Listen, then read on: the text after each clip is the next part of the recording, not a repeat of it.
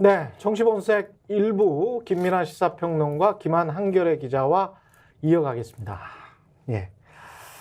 첫 술만 뜬 영수회담과 관련해서는 여러 해석이 나오고 있습니다만은 한 7, 80% 정도의 언론은 예상대로였다. 이런 분위기인 것 같습니다. 그죠? 예. 그렇죠. 앞에 한참 얘기했는데 네. 만난 것은 성과. 네. 나머지는 예상했던 대로 합의된 것은 하나도 없는데 다만 의대 증언과 관련된 정보 정책에 대해서 이재명 대표가 대통령실의 설명에 의하면 대통령실의 주장에 의하면 사실상 윤석열 대통령이 하는 게 옳다라고 하는 취지로 얘기해 줬다라는 거 요거 하나. 네, 요 정도 있는 거 아니냐. 플러스 마이너스 정치적인 계산 그리고 또 이제 그 국가적으로도 또 플러스 마이너스 한번 계산을 해봐야 될 것 같아요. 각 당 그리고 대통령에게는 어떤 플러스가 됐나 마이너스가 됐나 어떻게 생각하시나요? 사전 협상에서 의제 조율을 사실상 포기했잖아요. 네. 포기했을 때부터 대통령실 입장에서는 사진 한 장 남는 자리가 될 수밖에 없었거든요. 네. 대통령 어쨌든 사진 한 장 남겼고 물론 모두 발언에서 15분이나 얘기를 듣긴 했지만 남겼고 그러면 예를 들면 민주당 입장에서는 뭐가 남았느냐 그러니까 만난 거 성과라고 볼 수 있죠. 2년 동안 아예 국정 파트너로 대접을 안 해줬었는데 격한 표현도 많이 나오지 않았습니까? 예. 피의자 범죄자 이런 표현들 사실상 범죄자. 네. 예. 근데 어쨌든 마주 앉아서 얘기를 했다라는 건 의미인데 오히려 그런 의미보다는 대통령 안 바뀐다 그거 봐라 이렇게 만났는데도 대통령 안 바뀐다. 그러니까 우리가 게임 같은 거 하시는 분들은 잘 아실 텐데 총 공세를 하기 앞서서 빌드업을 해가야 되지 않습니까? 내가 이제 말하자면 총 공격을 할 수 있는 명분과 준비를 해야 되는데 그런 자리로서 대통령의 변화가 없다라는 게 대국민적으로 확인이 됐다. 이런 게 그 성과라고 볼 수도 있을지 모르겠지만 어쨌든 민주당 입장에서는 남았다 이런 생각 듭니다. 이재명 대표가 모두 발언에서 취재진을 제지하면서 나가려고 하는데 아마 취재진에게 대통령 말씀이 끝나면 나가는 게 그 타이밍이다라고 이야기를 해놨었던 것 같아요. 그러니까 이제 대통령 이야기가 끝나고 취재진이 나가려고 했거든요. 그러니까 아직 퇴장하지 마시고 이러면서 이제 제지하면서 이렇게 이야기를 했잖아요. 이거는 뭐랄까 이 모두 발언에서 거의 모든 내용들이 다 나와버렸단 말입니다. 국정과 관련해서도 그렇고 특검법과 관련해서도 그렇고 이게 이재명 대표한테는 플러스입니까 마이너스입니까? 이 모든 거를 다 이야기를 한 거. 불가피했던 것 같아요. 예. 예를 들면 협상이라는 게 주고받으려면 대통령과 이제 야당 대표 정도의 만남에서는 두 차례나 실무 협상이 결렬되지 않았습니까? 예. 그럼 예를 들면 3+4다. 세 가지는 합의를 하고 예. 네 가지는 그러면 위에서 탑다운 방식으로 그날 얘기를 하자. 이런 정도를 해서 세 가지는 사실상 합의문 초안 정도를 적어놓고 네 가지 중에 어떤 게 포함될 거냐를 막판에 이제 대통령과 대표의 회담으로 조율하고 이런 형식이 우리가 아는 소위 말하는 대표자 간의 협상에서의 이제 일반적인데 사실 그게 안 됐어요. 안 됐기 때문에 다 오셔서 얘기해라 이게 대통령실 입장 아니었습니까? 그렇죠. 그럼 이재명 대표 입장에서는 좀 불가피한 측면이 있었던 것 같고 네. 근데 이제 이 불가피함을 떠나서 생각을 해보면 그렇게 얘기하면 사실 뭐가 안 되죠. 왜냐하면 대통령이 여러 번 얼굴이 굳어졌거든요. 굉장히 굳어졌죠. 네. 그 옆에 정진석 실장도 약간 고개를 숙이고 있는 때가 있더라고요. 보니까 굉장히 좀 얼굴이 굳어져가지고. 예. 그러니까 그렇기 때문에 그러니까 예를 들면 어제 열 몇 가지 얘기를 했는데 그 중에서 그래도 긍정적으로 포지티브하게 생각해 보면 한 두세 가지, 서너 가지 정도는 어느 정도 합의점. 그래서 최소한의 합의문에 뭐라도 담을 수 있는 이런 정도까지 좁힐 수 있지 않았을까도 싶은데 초반에 이제 말하자면 강공을 펴면서 그거를 모색하기는 좀 어려웠던 게 아닌가. 근데 형식적으로 좀 저는 불가피한 측면이 있었다 이런 생각 듭니다. 예. 김민하 평론가.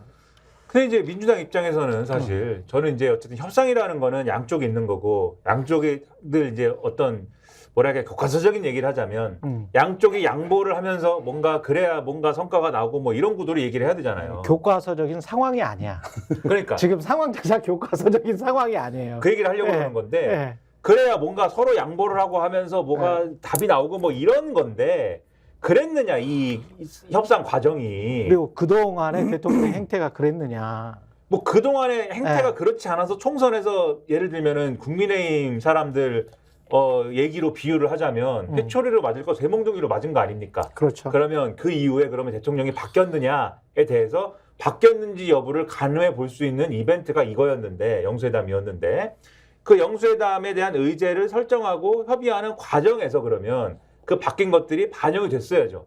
그러면 민주당이 주장한 의제들이 쭉 있단 말이에요. 그 의제들을 대통령실이 다 받아주진 않더라도 그 의제 각각에 대해서 뭔가 밀고 당기기 과정에서 어느 정도 절충이 되고 뭔가 합의가 되고 이런 과정이 있어서 이 영수회담에서는 적어도 절충이 된 의제로 대화를 할 수 있는 이런 여건을 갖추는데 성공을 했어야 그래야 사실 어제와 같은 그러한 그림이 안 나오는 거거든요. 근데 그것에 실패를 하지 않았습니까? 실패를 했으니까 그럼 민주당 입장에서는 선택지가 회의의 형식이 모두 발언, 공개 모두 발언이 있고, 공개 발언이 있고, 비공개 발언이 있고, 그 다음에 회담 결과를 밝히고 이 세 가지 파트로 나눠져 있는 거잖아요. 그렇죠. 그 이재명 대표가 뭔가 얘기를 하는 모습을 보여줘야 되는데 그 얘기를 하는 모습을 보여줄 파트가 어디예요? 일단 다 예를 들면은 이 의제와 관련돼서는 무조건 다 결렬이 될 거고, 그렇지. 그러니까 결과 발표는 다 결렬이 됐다라고 나올 것이고, 그렇죠. 그다음에 실질적인 회담 내용은 비공개일 것이고, 그러니까 거기서 무슨 얘기했는지는 각각 얘기할 것이고, 각각 언론에 가가지고 야, 그 비공개 회의에서 이렇게 얘기했는데 저렇게 얘기하더라. 그렇죠. 이런 얘기만 할 것이고.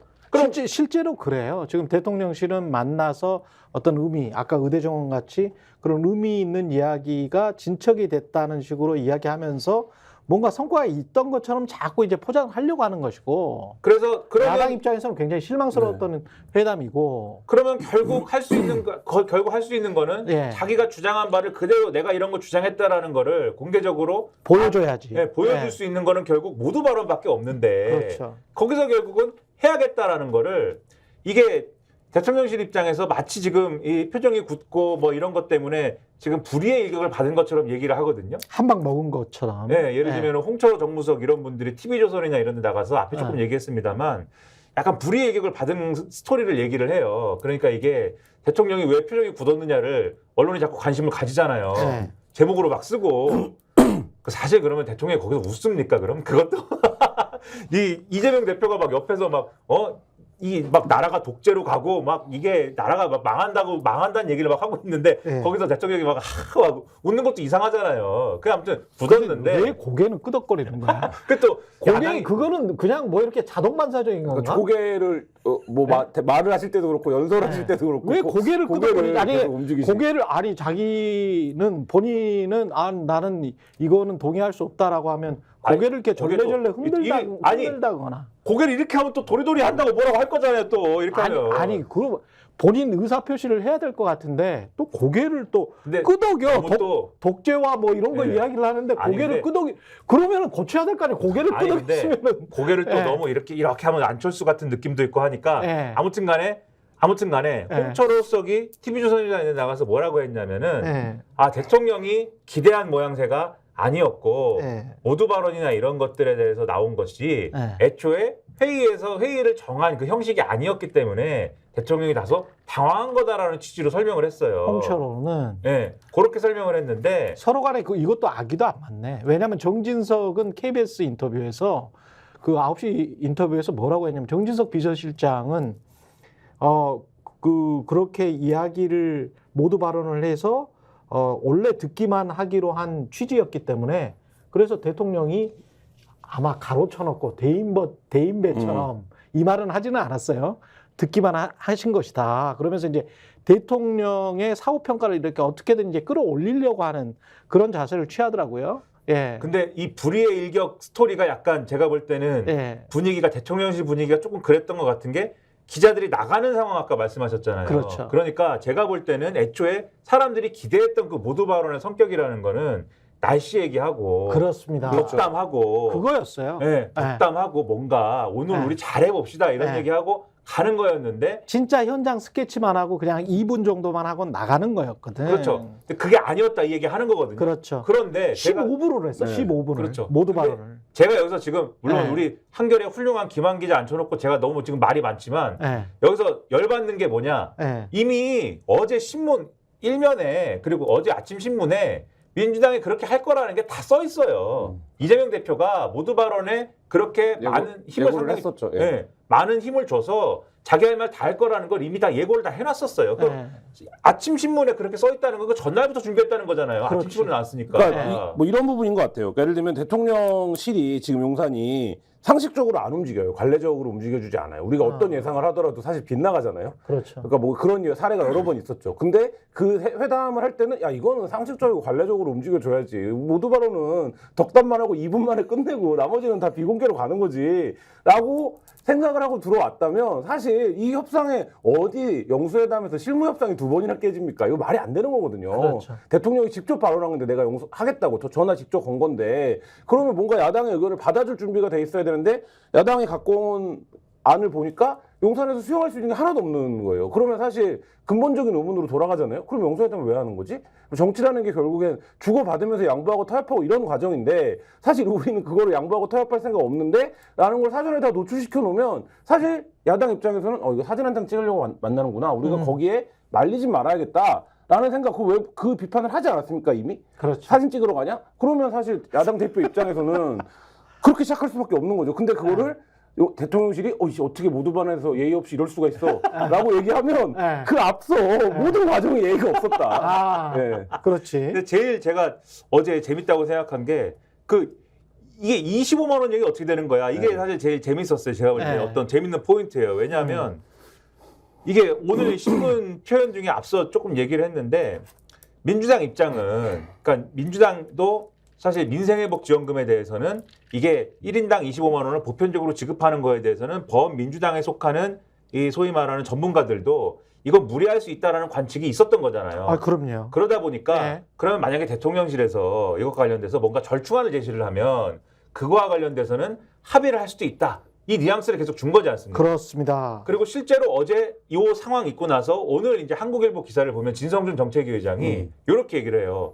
어제 어쨌든 이재명 대표가 민생회복지원금 필요하고 추경도 해야 된다 이 얘기를 했지만 만약에 대통령실에서 이 저소득층에 국한해서라든지 그 두텁게 지원하자. 그렇죠. 그 부분과 관련돼서 뭐 액수를 조정한다든가 이 범주를 조절해 가지고 그런 뭔가 대안을 줬으면 우리는 아마 그거 수용을 했을 거다. 그게 정치지. 그렇죠. 그게 수용을 정치지. 했을 거다. 왜냐하면은 경제 전문가시니까 아시겠지만 이 고물가 상황에서 인플레이션 상황에서 사실은 보편적으로 25만 원 주고 이런 것보다는 그 고물가 상황을 버티기 어려운 저소득층에게 쿠폰이라든가 이런 걸 통해서 사실은 일부 지원을 한다든가 이런 것들은 전문가 입장에서는 수용 가능할 수 있는 정책일 수 있잖아요. 그러니까 민주당이 이재명 대표가 그것까지 감안해서 보편적으로 25만 원을 다 지급하자라고 일단 질러놓고 거기에서 100을 지르고 80이나 70 정도에서 타협하자라고 했다면 그거는 고도의 정치 행위를 한 거죠. 잘한 거예요. 근데 그러면 이제 받는 쪽에서 그렇게 나왔으면 이게 정치가 되는 건데. 그렇죠. 협치가 되는 건데. 그러면 이 이론대로 가려면 공을 이제 주고받기를 해야 되잖아요. 공을 그러면 누가 던져야 받을 거 아닙니까? 근데 어제 요 진성준 정책위 의장 표현에 의하면 제안을 안 한 것도 안 하더라는 거예요. 대통령이. 제안을 안 하고 역제안을. 오히려 오늘 신문 보면 어떻게 얘기했다는 거냐면 대통령이 이렇게 얘기했대요. 내가 다른 사람 얘기를 하면서 누가 나한테 그럽디다. 민주당이 하는 것보다도 훨씬 더 화끈하게 지원을 하자고 하기에 내가 그건 단칼에 잘라버렸습니다. 선을 확 그어버렸습니다. 그리고 아무 얘기도 안 하더래요. 그러니까 진성준 의원이 제가 보기에는 화끈하게 지원을 해. 어제 협상에서 정책적으로 그 파트를 맡았던 것 같아요. 그래서 다른 건 협의가 안 될 거고 근데 민생지원금 대통령이 그 선거 지고 나서 기회만 있으면 민생 얘기를 하는데 민생 관련돼서는 뭔가 용산에서 제한이 있지 않겠냐. 그럼 우리가 100% 전 국민 25만 원 지급인데 이걸 70%로 갖고 오면 어떡하지? 50%로 갖고 오면 어떡하지? 현금이 아니라 뭐 다른 방안을 갖고 오면 어떡하지? 당연히 이런 생각을 하겠지. 그러니까 요거에 대해서 진성준 의원이 안이 있었던 것 같아요. 그러니까 그러면 어느 선에서 예를 들면 그러면 들어가기 전에 어떤 협의도 있었겠죠. 근데 그렇지. 이 얘기를 자기 파트가 이건데 없어? 대통령실 아무 얘기도 안 하는 거야. 그러니까 이게 이해가 안 돼요.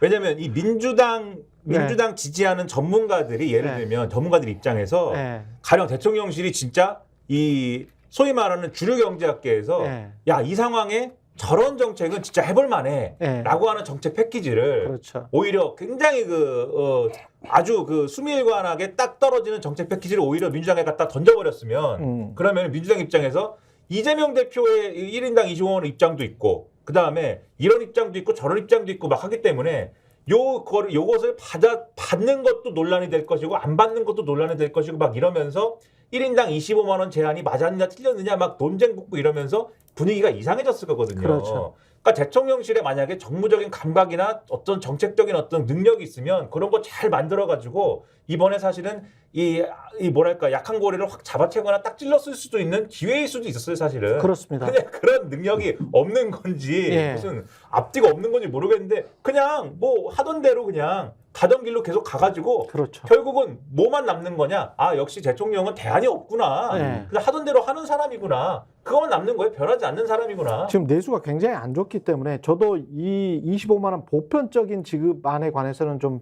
비판적으로 이야기를 해왔는데 내수가 안 좋기 때문에 내수를 살리고 월급쟁이들 지금 현재 실업률도 그렇게 높은 편이 아니거든요. 그러니까 지금 현재 자리를 지키고 있는 월급쟁이들 할지 이런 사람들에게까지 다 주는 거는 좀 그렇고 자영업자들을 대상으로 해서 힘든 자영업자들에게 집중적으로 지원을 한다면 13조에서 10조로 낮춰도 엄청난 지원금을 추경을 엄청난 지원금이 됩니다. 근데 그런 것들을 정치적으로 그리고 정책적으로 그리고 굳이 그 정도 또는 뭐 조금 더 낮출 수도 있겠죠. 근데 그렇게 해서 인플레이션이 일어나지 않을 정도로 잘 생각을 해가지고 차근차근 지급을 한다면 그게 훨씬 더 도움이 되거든요. 네. 근데 그런 걸 왜 안 했지? 본인한테 도움이 되는 건데? 내가 보기에는 대통령실에. 역대로 예. 그러니까 두 가지 측면이 있는데 예. 역대로 영수회담을 한다. 전격적으로 해야 된다라고 하는 건 예. 정부 여당에 뭔가 필요가 있어야 돼요. 우리가 예를 들면 어떤 정책을 추진하려고 하는데 야당의 대승적인 협조가 필요해. 그러니까 우리 거 이거를 좀 받아줘. 그러면 너희가 주장하는 거 우리도 수용을 해줄게. 이니까 말하자면 딜을 할 패키지가 있어야 되는데 영수회담 전부터 그 얘기 나왔어요. 용산에서 야당에 협조를 요구할 어떤 대표적인 정책이나 이슈도 없어요 지금 사실. 그러면 최소한 그걸 만들어 왔어야 돼. 예를 들면 이런 거죠. 국민연금 관련해서 지금 공론 수기가 그렇죠. 벌어지고 있는데 우리가 여기에 입장을 최대한 상식적이고 민주적으로 해서 안을 만들게. 그럼 그 안을 국회에서 야당이 뭐 거대 아니 근데 그거는 국회 공론화특위에서 이미 한 네. 거야. 그러면 그거를 수기 민주주의를 한 건데 뭘 또 대통령실에서 따로 그러니까 예를 만들어. 들어서 그래도 그러니까 여기서 네. 안이 만들어지면 우리가 그거를 정부안으로 확정을 할게. 네. 그러면 그거를 대승적으로 다음 국회에서 통과시키자. 우리 같이 국민연금 개혁을 이뤄냅시다. 아유, 뭐 이런 대단한 제안을 거죠. 한다든지 대단한 그러면 거지. 그리고 네. 민생정금 관련해서는 그러면 우리가 그거를 일부 수용해서 이렇게 가면 최소한 오늘 신문 제목이 여야 민생 합의는 이뤘다로 가겠죠. 그렇지. 예, 근데 김민하 평론가 얘기한 것처럼 도대체 뭘로 딜을 하려까? 딜거리가 뭐냐 도대체. 네. 그러니까 영수회담 왜 한 거냐? 야당 대표 만나서 무슨 얘기를 하고 싶었던 거냐? 근데 오늘 언론들이 전하는 얘기들 보면 비공개회담에서 85분은 대통령이 말씀하셨다는 거 아니에요? 85%. 그러니까 100분 정도 만났으니까 어쨌든 네. 85% 대통령이 얘기했다면 저는 이제 이게 민희진 대표의 기자회견도 2시간 생중계를 하는데 그러니까 여기 이렇게 중요한 영수회담을 생중계 했으면 됐을 그러니까 이 거 미디어 아니에요? 플랫폼 시대에 왜 생중계를 못 해갖고 네. 많은 국민들이 아니 정부 여당에 제한할 게 없어 보이는데 85%를 대통령이 무슨 발언을 하신 거냐. 민희진 대표보다 더 재밌었을 거야 이거. 그러니까 저는 굉장히 재밌었을 그게 것 같아. 굉장히 안타까운 지금 한국 정치의 퇴행입니다. 어제 약간 놀랐던 게 이도훈 홍보수석이 나와가지고 이런 대통령실의 이런 입장이다, 뭐 대통령이 이런 말씀했다, 이런 이재명 대표가 이런 주장을 했지만 이렇게 답을 했다 이런 거를 막 설명을 했는데 그 중에 이제 한참 설명하다가 이도훈 수석도 약간 현타가 왔는지 입꼬리를 살짝 올리면서 대통령이 용산에 대해서 말씀하셨다 이렇게 얘기하더라고요. 용산? 네, 용산에 대해서. 용산의 어떤 역사, 역사라든가 경관, 장소성 뭐 이런 거. 그러니까 약간 분위기가 예상이 되지 않습니까? 풍수질이야? 그러니까 그 모두 발언 끝나고 네. 비공개 풍수질이야? 회의하러 가면서 네. 또 한 거죠. 자 여기 보시면 네. 여기가 어디고 네. 용산이라는 데는 야, 이렇고 배산 임수다. 네, 이렇고 뭐 여기서 보면 뭐가 보이고 그 창밖을 한번 가리키면서 저기는 어디고 네. 이렇게 하고 그다음에 야 이게 바이든이 준 뭐고 뭐 이런 네. 것 좀 했을 거고 부동산 중개업소야? 이런 모드로 얘기를 시작했으니 예. 얘기를 얼마나 많이 두서없이 했겠어요. 그런데 그게 어떤 전략적인 정무적인 기획이 들어간 그런 발언들이 아니라 그냥 말 그대로 진짜 대통령이 계속 얘기한 것처럼 하고 싶은 얘기 한 거예요. 그냥 이게 어떤 전략이 들어간 게 아니라 황당한 거예요. 지금 이게. 제가 이게 지금 여야 정치를 다 싸잡아서 비판하는 거는 말이 안 되고요. 특정하게 콕 꼬집어서 대통령 한 사람만 지금 문제가 있어요. 제가 보기에는 대통령 한 사람만 굉장히 문제가 있고. 그리고 딱 하나만 더 예. 얘기하면 하나만 더 얘기하면 예. 지금 신문이 대부분 그래도 성과라고 꼽는 게 그래도 의대 정원? 예, 보수 언론들이 의대 증원에 대해 의대 이 정원을 증원하는 거에 대해서는 그래도 뭔가 그래도 손을 맞잡고 오늘 조선일보를 보면은 윤석열, 이재명 둘이 완전 뭐 합의를 이룬 것처럼 제목이 써 있고 예. 둘이 악수하고 있거든요, 막. 그렇죠, 그렇죠. 그래가지고 이게 야 대단한 합의를 이룬 것처럼 돼 있지만 이게 합의가 아니고 그냥 이재명 대표가 얘기를 한 거잖아요. 얘기를 했다는 거잖아요. 그쵸. 윤석열 정부가 하고 있는 방향이 예. 맞다. 옳다. 이렇게 얘기를 한 거잖아요. 근데 예. 그건 합의가 아니죠. 그러니까 합의를 이룬 게 아니라 그냥 얘기를 한 거고 그래서 몇 명? 2,000명이야? 1,500명이야? 500명이야? 그런 내용은 하나도 없는 거죠. 예. 그러니까 뭔 합의입니까 그게 또? 뭔 그렇죠. 성과입니까 그게? 예. 그러니까 이재명 대표가 의대 정원 2,000명 증원은 옳다고 얘기한 게 아니에요. 그러니까 예. 의대 정원 확대는 문재인 정부 때도 추진했었고, 그렇죠. 의대 증원은 옳다. 네. 그러니까 전 국민의 한 70% 이상이 지지해요. 그거는 다 지지해. 근데 네, 그렇죠. 2,000명 이 데드락을 빨리 풀어라는 게 또 국민들의 그리고 이게 요망이죠. 사실상 예. 이게 착신 게 예. 여야 합의가 의미가 없는 게 예. 이미 정부는 2,000명 증원을 발표를 했어요. 그리고 지금 후퇴를 하는데 없어. 그거를 야당이랑 협의해서 그러면 우리가 여야가 1,300명으로 합의합시다. 이런다고 의사들이 안 받아요. 그렇지. 예. 의사들이랑 그러니까 이건 합의를 이미 해야지. 당사자의 예. 의사가 중요한 문제가 됐기 때문에 뭐 예를 들면 야당이 지금 정부랑 의사들이 협상이 안 되는데 야당이랑은 얘기가 돼. 그래서 예를 들어서 야당이 나서서 우리가 그럼 협상을 중지해 볼게. 뭐 이런 상황도 아니에요. 그렇죠. 이게 만약에 네. 노동계와의 대립이면 이런 것도 가능한데 예. 의사들이 민주당을 애초에 믿질 않잖아요. 아니 그리고 원래 찍지도 잘 안 했어. 그렇죠. 이 민주당이 싫다는 거잖아요, 예, 지금. 예. 그렇기 때문에 그것도 아니기 때문에 지금 대통령실의 전략은 뭐냐면, 대통령실의 생각은 뭐냐면, 자, 봐라. 국회 다수당인 민주당도 우리 정책을 지지하지? 그러면 국회가 우리 정책을 지지하는 거지? 국회는 누구냐? 국민이 뽑은 국민의 대표지? 그러면 국민이 우리 정책을 지지하는 거네. 국민이 지지하는 정책을 의사들이 거부하는 거네. 이것은 의사와 국민의 싸움이다. 이렇게 가고 싶은 거 아니냐. 그걸 네. 위해서 이재명 대표가 방향은 옳다라고 한 거를 이용하는 거다. 대통령실이. 그게 지금 성과라고 얘기하고 합의라고 얘기하는 겁니다. 지금. 15분 모두 발언에서 대통령 윤석열 대통령이 정치적으로 가장 큰 타격을 입은 거는 제가 보기에는 이겁니다. 누가 더 대통령 다 왔는가라는 측면에서 봤을 때 물론 12개 정도 나온 의제에 관해서 다 찬반은 있겠지만 장단기 비전이 거의 다 들어갔어요. 그리고 한국 사회 문제점이 거의 다 들어갔습니다. 특히 에너지하고 외교 문제를 넣었다는 것, 특히 에너지를 넣었다는 걸 저는 굉장히 높게 평가를 하거든요. 지금 이대로 놔두면 있잖아요. 이대로 3년 그대로 가잖아요. 그리고 대통령이 공언한 대로 무슨 탈원전만 계속 비판을 했잖아요. 그런데 아무것도 못하고 있지 않습니까? 원전을 실질적으로 못 지어요. 이유가 지금 규정한 대로 그 고준위 방사선 폐기물 지금 한 1만 8천 톤 정도 있는데 78년, 79년도부터 고려온전부터 해가지고 생산된 방사선 폐기물들이 임시 저장고에 가득 차 있는데 그거를 어디로 옮길 수도 없어. 근데 어디로 옮겨서 그거를 아주 안전하게 매립을 하든 어떻게 하든 간에 너희들이 고준위 방사선 폐기물을 지정을 하고 그리고 새 원전을 지어라는 거 아닙니까? 이유가 지금 제시한 거는. 근데 우리는 지금 현재 기존의 고준위 방사선 폐기물도 어디 영구히 저장할 저장소도 없어가지고 그 공장 내에 발전소 내에 그냥 그대로 놔두고 있는 거잖아요. 임시 저장을 하고 있는 거잖아요. 이런 상황에서 2년 동안 신재생 에너지는 완전히 깡그리 무시해버리고 뭉개버리고 이런 나라에서 전기로 사실은 우리가 경쟁력을 확보했던 거거든요. 박정희 시대 때부터. 그런데 완전히 엉터리 산업정책을 에너지 산업정책을 해가면서 앞으로 3년을 더 간다면 진짜 나라 망해요. 네. 그런 나라 망해. 그 뭐 말씀하신 게 뭔지 알겠는데 네. 제가 궁금해서 그러는데 네. 저도 어제 그런 회담을 했어요. 네. 말씀하신 대로 이재명 대표가 굉장히 정치인답게 중장기 비전을 포함해서 12가지 의제를 얘기를 했어요. 예. 오늘 대통령실에 예. 일이 돌아가는 부서라면 그렇지. 야, 그 12개 관련해서 우리 입장 정리하고 조목조목 나와야지. 우리 입장 정리하고 예. 예를 들면 추진하고 있는 사항들 다 부처별로 수집하고 조목조목 예, 나와야 그래서 돼요. 그거 오늘까지 예. 자료를 해서 갖고 와라. 예. 이 지시를 오늘 했을까요? 제가 볼 때는 뒷부분이 읽지도 않았습니다. 앞에 그 부분 나와요. 그 듣지도 않았어요.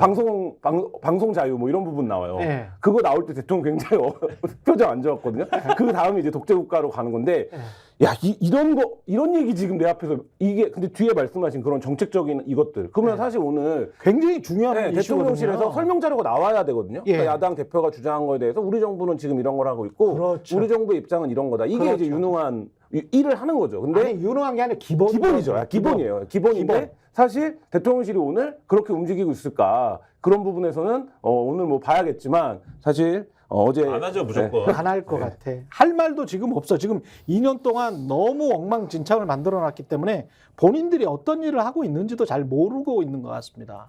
에너지 전문가들 지금 야단입니다. 야단. 기후 에너지 전문가들 입장에서 봤을 때는 정말 큰일 났다 이거. 예? 아니 국가가 비전이 없어. 예? 그러니까 이 상황을 언제까지 이렇게 그래서 제가 쭉 곰곰이 보고 있다가 저걸 15분 그럼 85분 동안 무슨 이야기를 했는지도 모르겠고 답이 없는 대통령인 것 같은데 이 답이 없는 대통령과 관련된 부정부패 혐의도 있는 거 아닙니까? 사실 직권남용이라는 것도 부정부패에 들어가는 것이고 네. 김건희 여사 특검과 같은 경우는 뭐 전형적인 부정부패 혐의인 거잖아요. 대통령실은 지금 제가 그 얘기를 드리려고 그 말씀을 드린 건데 그걸 예. 하고 있는 게 아니라 어제 영서회담 했는데 예. 최상병 특검이랑 김건희 특검 오늘 많이 안 나왔어. 우리가 방어한 거야 라고 생각하고 있을 거예요. 왜냐하면 어제 민주당 지지자들도 그 얘기 하고 있어요. 왜 최상병 특검이랑 김건희 특검 관련해서는 내용이 없냐.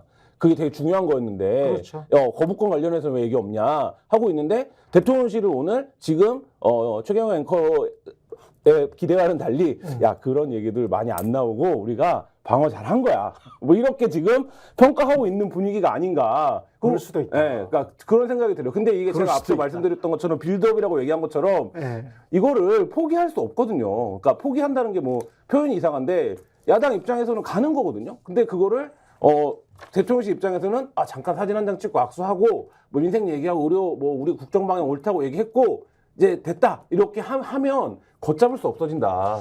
아니 얘기가 안 나올 수는 없죠. 근데 뭐 대통령이 비공개 회담에서 얘기를 안 했다고 해서 이 의제가 없어지는 것도 아닐 뿐더러 2일날 본회의에서 처리를 하고 싶다 최상병 특검을 이게 민주당의 주장 아닙니까? 그렇죠. 그걸 위해서 어쨌든 김진표 국회의장하고 협의를 하는 건데 여야의 합의가 안 될 거기 때문에 본회의 일정을 잡을 수 있을지 없을지를 아직은 모르겠어요. 하지만 어쨌든 본회의를 잡는 거야 마는 거냐는 계속해서 얘기가 나올 수밖에 없을 거고 그걸 위해서 프로세스를 어떻게 가져갈 거냐에 대한 얘기가 계속 나올 거고 결과적으로 이 국회 내에 처리가 안 되더라도 그러면 이제 다음 국회에서 또 할 거 아닙니까? 또 하겠죠. 다음 국회에서는 이제는 하기가 더 쉽거든요. 예. 192대 108.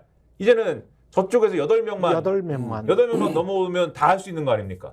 그런 국면이 된다면은 다음 국회는 더 큰 게 기다리고 있기 때문에 그리고 다음 국회에서는 이번 국회에서는 거부권 행사로 끝난 김건희 특검도 다시 한다는 거 아니에요? 또 새롭게 이것저것 붙여가지고 종합특검으로 한다는 거 아니에요? 그 대목과 관련해서 지금 뭐 이철규 의원이 이분은 왜 자꾸 이렇게 선거는 계속 지는데 상을 받고 있는데 예, 원내대표가 되면 지금 여의도 일각에서는 그런 악담까지 나오고 있는 거 아닙니까? 이분이 와서 이 특검 2개 막아야 되는데 이분의 체제가 싫은 사람들이 있을 거 아니에요. 예를 들면 뭐 이렇게 선거 지고도 또 그렇죠. 친윤이냐? 그러면 그 중에서 이탈표 몇 개만 나와도 그러면 사실 이분 사퇴해야 되거든요. 이 특검법이 만약에 통과되는 정치적 상황이 온다라고 하면 재의결이 돼버리면 네. 근데 그것도 몰라요.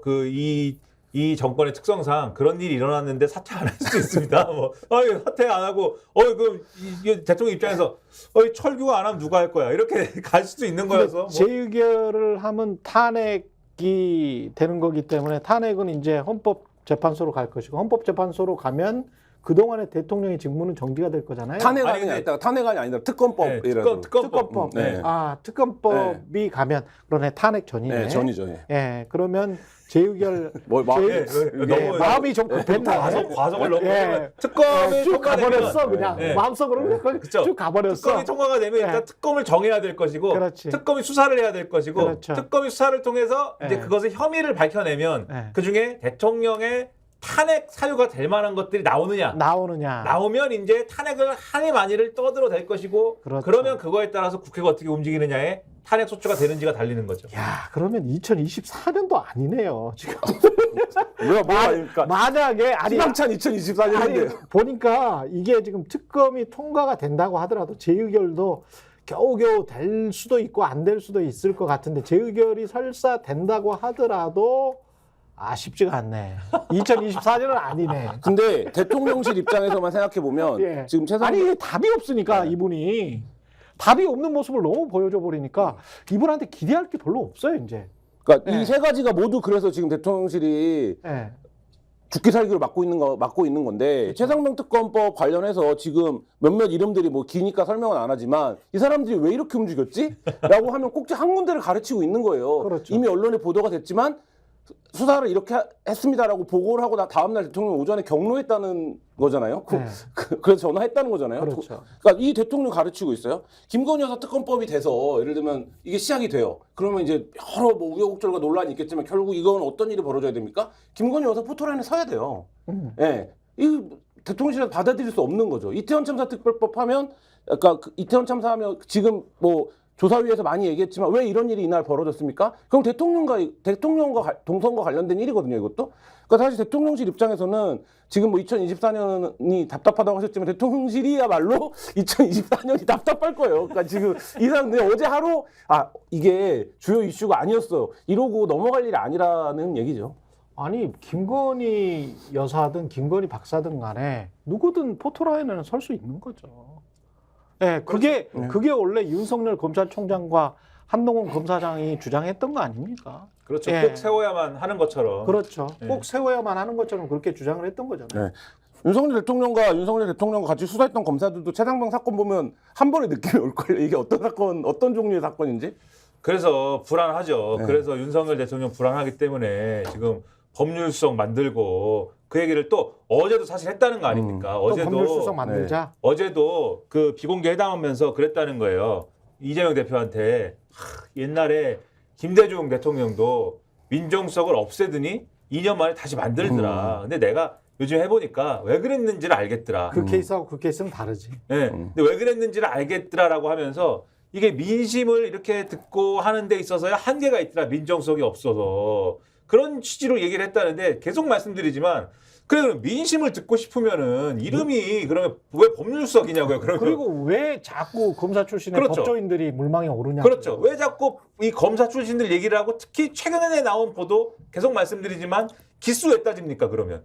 기수가 왜 중요해? 뭐 이복현 그 원장이 너무 안 돼. 기수가 너무 이제 늦어서 네. 낮아서 이복현을 안 돼. 검찰총장과 법무부 장관을 상대해야 되기 때문에. 네, 뭐 이런 거죠. 예. 네. 특히 검찰총장은 그래도 기수가 그래도 그렇게까지 안 높은데 네. 지금 법무부 장관을 지난번에 한동훈 법무부 장관이 그만두고 나서 좀 센 사람을 보내야겠어. 기수가 높은 사람 보내야 되나 봐 이래갖고 박성재 법무부 장관을 사법연수원 17기를 보낸 상황이잖아요 지금. 예. 근데 법률석이 그 위에 있으려면은 적어도 이게 좀 얘기가 되려면은 똑같은 17기나 그 위는 아니더라도 적어도 이게 되는 사람을 보내야 되니까 지금 18기 정도를 고려한다 이런 얘기까지는 언론에 나왔거든요. 예. 그걸 왜 민심 정치를 위해서는 그게 필요합니까?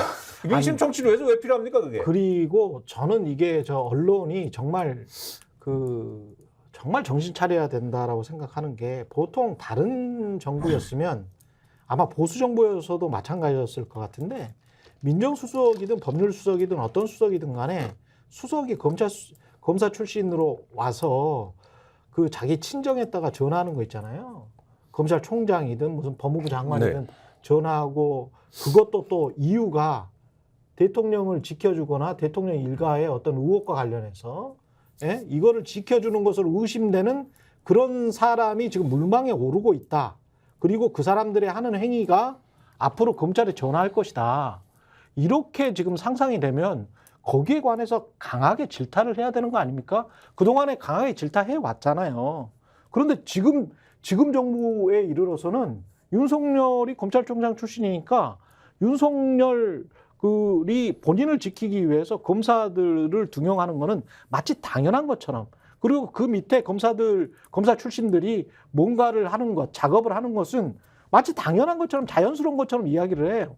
나는 그거 이해할 수가 없어. 근데 이제 이게 왜 자연스러운 거예요? 일부 언론이 이제 질타를 하긴 하죠. 여기 네. 보셨지만 이제 한겨레 같은 데서도 예. 그 안 된다라고 이제 많이 사설도 쓰고 이제 기사도 쓰고 예. 경향신문에서도 그랬지만 보수 언론 같은 데서는 잘 안 하는 것 같고 말씀하신 대로 그러니까. 특히 이제 공중파는 장악이 돼서 그런지 모르지만 이제 그런 데서도 부족한 것 같고 이게 당연하고 정치적인 게 아니야. 이거는 거의 범죄에 가까워. 그러니까 그리고 본인들이 말했던 네. 명분이랑 전혀 달라. 오늘 동아일보 같은 경우에는 또 어떤 분이 칼럼도 썼는데 이런 네. 내용이에요. 그 되지도 않는다. 그 정권 이제 중반 넘어가고 이러면 이 과거처럼 뭐 이 민정수석 다시 되살려 가지고 사정기관 장악하고 이런 게 되지도 않고 그 말도 맞아. 하겠다는 사람도 없을 것이고 그 말도 오히려 맞아. 정 그렇게 네. 시키고 싶으면은 그 사람한테 쓴소리라도 들어라. 쓴소리 하는 사람으로 쓴소리 하는 사람 쓴소리 수석을 둬야지. 그렇게 해가 되겠냐. 왜냐면 아주 옛날에 독재 정권 시대에 독재 정권에 끝나던 무렵의 시대에 민정수석은 쓴소리도 가끔 했거든요. 예. 그런 사례도 있거든요. 그렇게 해야 민정수석도 살아남고 대통령도 살아남는 거지.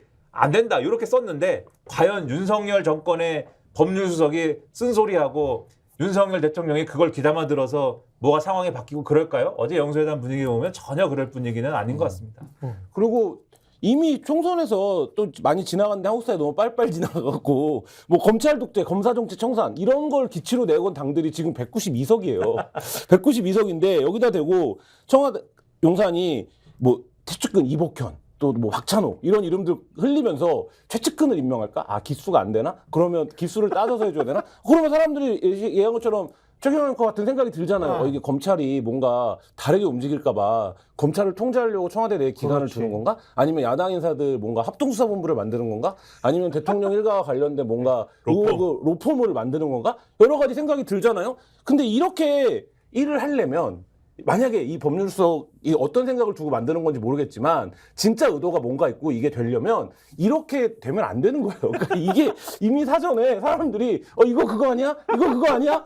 라고 하면 이게 기능이 이미 검사 독재랑 검사정치 청산을 기치로 내건 세력이 의회의 3분의 2를 점하고 있는데 들어가는 사람도 굉장히 부담이 있지. 그렇죠. 아무리 검사장 출신이고 총장 출신이고 그런 사람들이 들어가도 나중에 잡혀갑니다 다. 예, 본인들 입장에서는 그냥 10만 받고 존경받는 법조인으로 돌아가시고 싶은데 한 20년 남은 인생을 또 여기에서 5점을 남긴다? 그러고 싶은 사람들이 별로 윤한 없어. 갈등 때 보세요. 한동훈 비대위원장이 네. 월요일 날 금요일 날인가 주말에 통화하고 월요일 날 아침에 출근하면서 정확하게 뭐라고 얘기합니까? 대통령실 누가 나한테 전화했다고 얘기해서 그때 다 뭐라고 분석했습니까? 법을 너무 잘 알아서 이게 걸리는 일이다라는 걸 한동훈 비대위원장이 짚은 거다. 이렇게 하면 안 된다고 그렇지. 라고 했죠. 지금 검사들이 들어가서 예를 들면 상상하는 법률수석실에 상상하는 그런 일을 한다라고 할 때 검사들이 그거 하면 되겠는데 내가 들어가서 그거에서 출세해야겠는데 그렇게 생각할 수 있는